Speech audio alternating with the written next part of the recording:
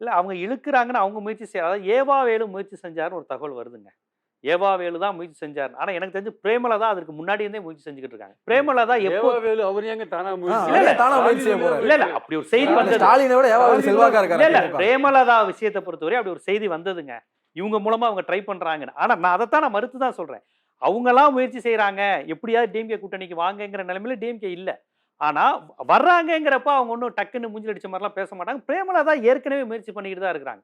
அவங்க வந்து நாங்க ஏடிஎம்கே அலையன்ஸ்ல இருக்கிறோம்னே அவங்க சொல்லல. பிஜேபி அலையன்ஸ்ல இருக்கிறோம்னு சொல்லாம தான் அவங்க இருந்துகிட்டு இருக்காங்க. இந்த நிலையில தான் பிரேமலதா சந்திப்பு நடக்குது. சோ இப்படி நடக்கும்போது திமுக அத விரும்புது அப்படிங்கிறத தாண்டி வர்றவங்கள வேணாம்னு சொல்ல மாட்டாங்க. ஏன்னு கேட்டீங்கன்னா, அதிமுக செல்வாக்கா இருக்கிற சில தொகுதிகள்ல உங்களுக்கு தேமுதிக வந்து செல்வாக்கா இருக்கு. அது குறிப்பா திருமங்கலம், அருப்புக்கோட்டை இந்த மாரி பகுதியில ரிஷிவந்தியம், கள்ளக்குறிச்சி மேற்கு மண்டலத்துல சில அதாவது திமுக வீக்கா இருந்து அதிமுக செல்வாக்கா இருக்க சில சட்டமன்ற தொகுதிகளில் தேமுதிக கடந்த பார்லிமெண்ட் தேர்தல் ரிசல்ட் வரையும் பார்க்கும்போது அவங்க செல்வாக்கா இருக்கிறாங்க அப்படிங்கிற விஷயம் வருது. Ananya's Nana Nani Homes, a paradise for senior citizens.